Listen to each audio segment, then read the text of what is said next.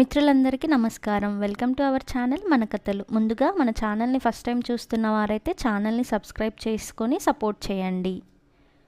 ఇక కథలోకి వెళ్దాం. ఉదయం 6 గంటల వేళ సుమారు 100 కిలోమీటర్ల వేగంతో గోవా నుంచి బెంగళూరు వెళ్ళే హైవే మీద ప్రతాప్ సుధీర్ని బైక్ మీద తీసుకొస్తున్నాడు. సుధీర్కి వేగం అంటే చాలా భయం. ఎవరి బైక్ కూడా ఎక్కడు అందుకే. కానీ ప్రతాప్ తనని ఒప్పించి ఒకసారి ఆట పట్టిద్దామని తన బైక్ ఎక్కించుకున్నాడు. ప్రతాప్కి వేగం అంటే చాలా సరదా. వేగం ప్రదర్శించడం, బైక్ మీద విన్యాసాలు చేయడం తనకి అలవాటు. భయపడుతున్న సుధీర్ వెనుక నుంచి హెచ్చరిస్తూనే ఉన్నాడు వేగం తగ్గించమని. అయినా సరే వినని ప్రతాప్ సుధీర్ని ఇంకా భయపెట్టాలని అదే వేగంతో బైక్ని అటూ ఇటూ తిప్పుతూ ఆట పట్టించడం మొదలుపెట్టాడు. సుధీర్కి భయం ఎక్కువయ్యిందిక. వెనుక రాడ్ని గట్టిగా పట్టేసుకున్నాడు. కళ్ళుని తెరవట్లేదు ఇంకా. కానీ ప్రతాప్ అద్దంలో సుధీర్ని చూసి పిరికివాడవా అని ఎక్కిరించాడు. ఇంతలో వెనుక నుంచి ఒక లారీ వీళ్ళని క్రాస్ చేసి వెళ్ళింది. ప్రతాప్కి అది నచ్చలేదు. ఎలా అయినా ఆ లారీని దాటాలని వేగం పెంచాడు ఇంకా. సుధీర్ భయపడుతూ బైక్ని ఆపితే నేను దిగిపోతా అని చెప్పాడు. కానీ ప్రతాప్ వినిపించుకోవట్లేదు తన మాట. ప్రతాప్ దృష్టి అంతా ఆ లారీని ఛేదించాలనే ఉంది. లారీ దగ్గరికి చేరుకున్నాడు. లారీ డ్రైవర్ కూడా తగ్గడం లేదు. బైక్ వెళ్ళడానికి వీలు లేకుండా లారీని అటూ ఇటూ తిప్పుతూ నడుపుతున్నాడు. ప్రతాప్ అయినా సరే బైక్ని డివైడర్ దగ్గర కట్ చేసి పోదామని ప్రయత్నించాడు. కానీ బైక్ అదుపు తప్పి డివైడర్ని గుద్దుకొని ఎగిరి అవతల పడ్డాడు. హెల్మెట్ ఉండడం వల్ల తలకి పెద్ద దెబ్బ ఏం తగలలేదు. ఇంతలో కళ్ళు మసకగా కనిపిస్తున్నాయి. చుట్టూ జనం మూగిపోయినట్టు తెలుస్తుంది. అలా కళ్ళు మూసుకున్నాయి. కళ్ళు తెరిచి చూస్తే హాస్పిటల్లో ఉన్నాడు. పక్కనే సుధీర్ కూర్చొని ఉన్నాడు. మెలకువ వచ్చిన ప్రతాప్ సుధీర్ని చూసి, నువ్వు బాగానే ఉన్నావు కదా, నీకేం కాలేదు. అదే సంతోషం. అనవసరంగా నువ్వు వద్దంటున్నా నేనే వేగంగా బైక్ నడిపాను.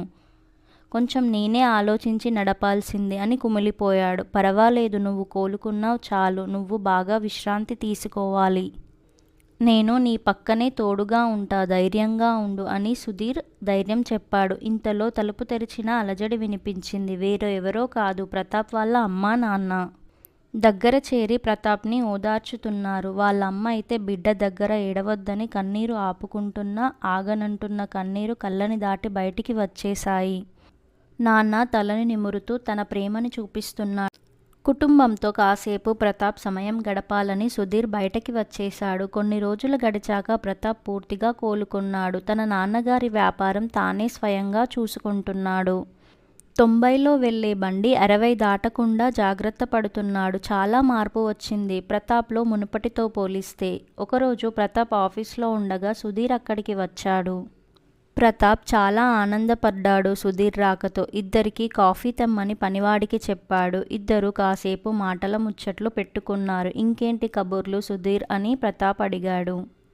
ఈరోజు నువ్వు నాతో పాటు మా ఇంటికి రావాలి ప్రతాప్ అని సుధీర్ అడిగాడు. ఎప్పుడు తీసుకువెళ్ళమన్నా ఏదో కారణం చెప్పి ఆపేవాడివి నన్ను. ఈరోజు నువ్వే రమ్మంటున్నావు.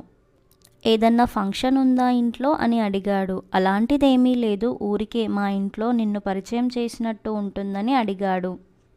దానికి ప్రతాప్, పద పోదాం, నువ్వు పిలవడం నేను రాకపోవడమా, ఎంత మాట అని ఇద్దరు నవ్వుకునేలోపు సర్ కాఫీ అని పనివాడు పిలిచాడు. ప్రతాప్ ఒక కప్పు తీసుకొని సుధీర్ని కూడా తాగమన్నాడు. కానీ సుధీర్, నేనిప్పుడే తాగి వచ్చాను, తర్వాత ఎప్పుడన్నా మళ్ళీ కలిసి తాగుదామని చెప్పాడు సుధీర్. ఇద్దరు బయలుదేరారు. కాసేపటికి ప్రతాప్ బైక్ నడుపుతూ, గుర్తుందా సుధీర్, మనం సరిగ్గా 6 నెలల క్రితం ఇలానే బైక్ మీద తిరిగాం. దేవుడి దయ వల్ల ఇద్దరం బయటపడ్డాం. మళ్ళీ చాలా రోజులకి ఇలా కలిసి ఒకే బైక్ మీద అని పాత రోజులని గుర్తు చేసుకున్నాడు. ఇంతలో సుధీర్ వాళ్ళ ఇల్లు వచ్చింది. చూడడానికి చాలా పాత ఇల్లు, రేకుల ఇల్లు అది. బయట ఒక బావి, పూల మొక్కలు ఉన్నాయి. పక్కనే మంచాన పడిన సుధీర్ వాళ్ళ నాన్నని చూశాడు. నమస్కారం పెట్టాడు. కానీ స్పందించలేని ఆయన్ని చూసి బాధపడ్డాడు. దగ్గరికి పోయి పరామర్శించాడు. చిన్న గుమ్మం, దాన్ని దాటుకొని లోపల అడుగు పెట్టాడు.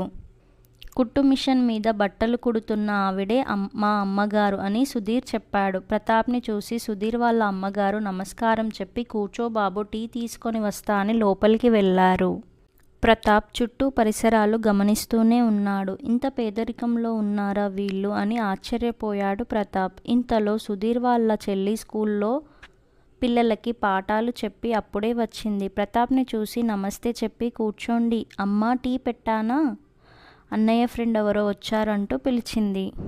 ప్రతాప్ ఆ ఇంటిని, వాళ్ళ పరిస్థితిని చూసి ఇంత చిన్న ఇంట్లో ఇన్ని కష్టాలతో ఎలా బ్రతుకుతున్నారని ఆశ్చర్యపోయాడు. అలా లోపల అన్ని వైపులా చూసుకుంటూ గోడ మీద సుధీర్ ఫోటోని పూలమాలతో చూశాడు. అంతే, అక్కడికక్కడే షాక్ అయ్యాడు. పక్కన చూస్తే సుధీర్ లేడు. ఇంతలో సుధీర్ వాళ్ళ అమ్మ చెల్లి వచ్చారు. వీళ్ళని చూసి సుధీర్ ఫోటో ఏంటి గోడ మీద అని అడిగాడు. దానికి వాళ్ళ అమ్మగారు కంట్లో కన్నీరు తీశారు. వాళ్ళ చెల్లి ఊరుకో అమ్మ అని ఓదార్చింది. కళ్ళని తుడుచుకొని సరిగ్గా 6 నెలల క్రితం వాడు బైక్ యాక్సిడెంట్లో చనిపోయాడు బాబు అని చెప్పింది.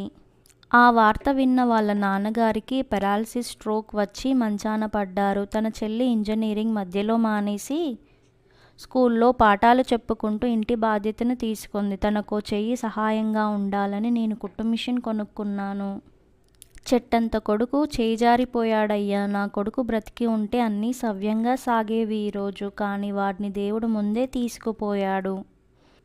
వాడి రాత అంతే అనుకుంటా అని బాధపడింది సుధీర్ వాళ్ళ అమ్మ. ఇదంతా విన్న ప్రతాప్ లేచి అక్కడి నుండి బయలుదేరాడు. బైక్ మీద వెళ్తూ, నేను చేసిన చిన్న తప్పు వల్ల ఒక కుటుంబం రోడ్డున పడింది. వాళ్ళని నేనే చూసుకోవాలి. అవును, వాళ్ళు ఇంకా నా బాధ్యత, వాళ్ళు ఇంకా నా కుటుంబం అని అప్పుడే నిర్ణయించుకున్నాడు ప్రతాప్. వెంటనే వెనక్కి వెళ్ళాడు. జరిగిన విషయాన్ని మొత్తం చెప్పాడు. ఈ రోజు నుంచి మీకు సుధీర్ లేని లోటు నేను తీరుస్తా అమ్మా, నన్ను మీ కొడుకు అనుకోండి అని సుధీర్ వాళ్ళ అమ్మ చేయి పట్టుకొని మాట ఇచ్చాడు. కొన్నాళ్ళకి నాన్నకి ఆపరేషన్ చేయించి మామూలు మనిషిని చేశాడు. చెల్లి బీటెక్ పూర్తయింది. తనకి మంచి సంబంధం చూసి పెళ్లి చేశాడు. అమ్మకి తోడుగా మంచి కొడుకుగా మిగిలిపోయాడు ప్రతాప్. ఒకరోజు ప్రతాప్కి సుధీర్ కనిపించి, నేను బ్రతికి ఉన్నా, ఇంత చేస్తా అని ఎప్పుడూ అనుకోలేదు. నువ్వు చాలా చేశావు నా కుటుంబానికి తోడుగా ఉండు అని చెప్పి తన ఆత్మని సంతృప్తిగా ఇప్పుడు స్వర్గానికి చేర్చాడు. నీతి: మనం రోడ్డు మీద వాహనం నడిపేటప్పుడు చాలా బాధ్యతగా ఉండాలి. ఒక యాక్సిడెంట్లో పడిపోయేది మనమే కాదు, మనతో పాటు కుటుంబం కూడా రోడ్డున పడిపోతుంది. వేగం ప్రమాదకరం. దయచేసి జాగ్రత్తలు పాటిస్తూ నడపండి. ఇదే బాధ్యత. ఇంతటితో కథ సమాప్తం. ఈ కథ మీకు నచ్చినట్లయితే లైక్ చేయండి, షేర్ చేయండి and subscribe to our channel. అందరికీ ధన్యవాదములు. మళ్ళీ మరో కథతో మీ ముందుకి వస్తాను.